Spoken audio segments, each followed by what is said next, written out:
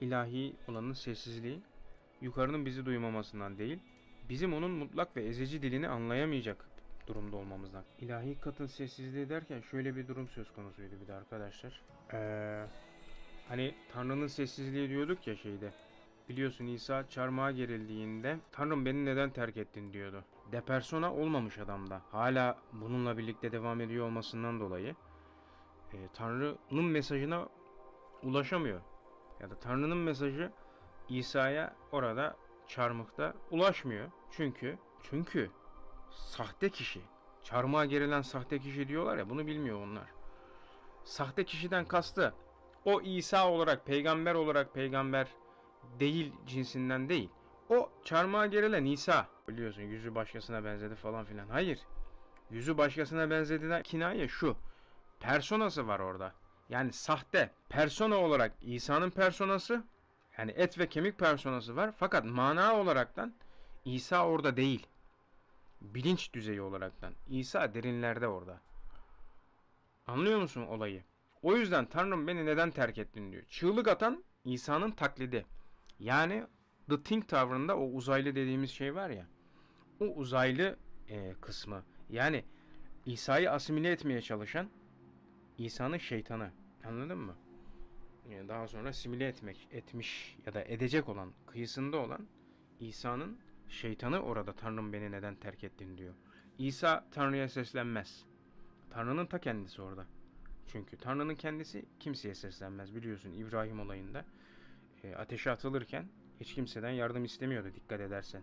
Melekler yardım talebinde bulunuyordu fakat İbrahim istemiyordu bunu. İnsan ancak kendi ölümlülüğüyle dürüstçe yüzleştiğinde gerçekten kendisi olmaya ve otantik bir yaşam sürmeye başlar. Bu. İşte İsa'nın olayını anlattık ya. O. Tam olarak ondan bahsediyor burada. Bu sözde. İnsan ancak kendi ölümsüzlüğüyle dürüstçe yüzleştiğinde gerçekten kendisi olmaya ve otantik bir yaşam sürmeye başlar. Tam olarak onu diyor işte. Saf tanrısallık dediğimiz şey. Saygıdeğer cemaat.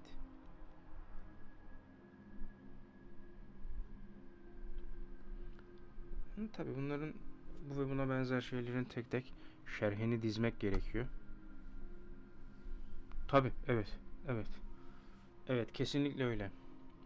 İsa'nın personası orada mahvoluyor.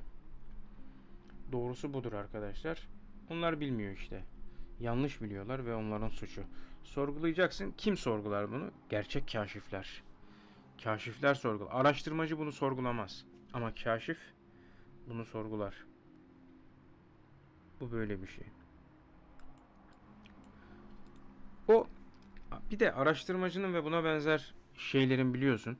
Hani böyle mistisizm gibi şeylerle ilgilenen adamlarda gerçekle bir şey yok. Hep bilinmezliğin o cezbedici doğası diyoruz ya, çekici doğasından dolayı gayb işini severler, anladın mı?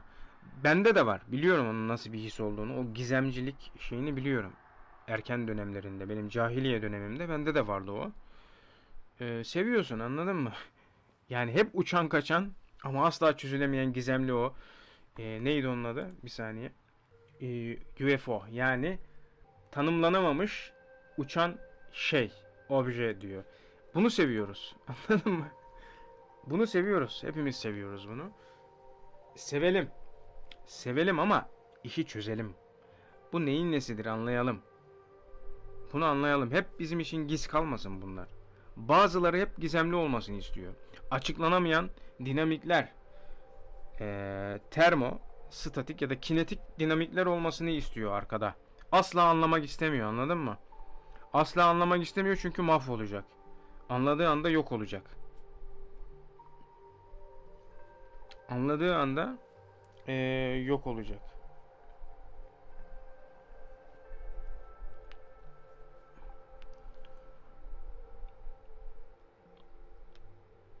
Tabi, tabi devam eder. Tabii ki de devam ediyorsun. Yani sonuçta amacımız da persona. Gerçek persona ile mesela şöyle diyorsun. Ben sana diyorum şu anda. Bu soluduğunun hava olduğunu mu sen sanıyorsun? Sana samimi söylüyorum şu anda. Sen henüz havayı solumadın.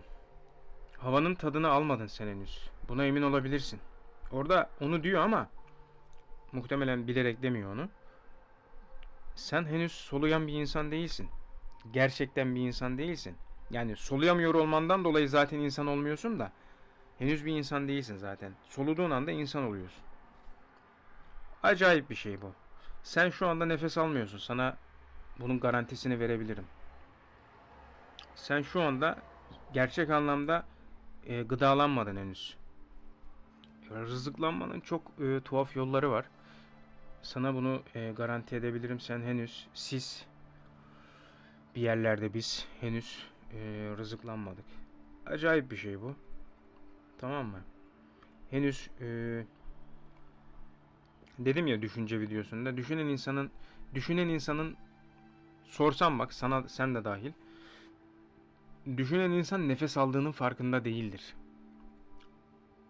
Bak açık bu. Sorsan nefes aldığının bile farkında değil o. Nefes alıp almadığı belli değildir. En iyi ihtimalle şüpheli nefes aldığı. Almıyor çünkü anladın mı? Almıyor. Nefes almıyor o. Olabilir, yaşamış olabilirsin. Ama şu anda bu yok arkadaşlar. Bu kolay bir şey değil. Nefes almak, hayata dönmek kolay bir şey değil ve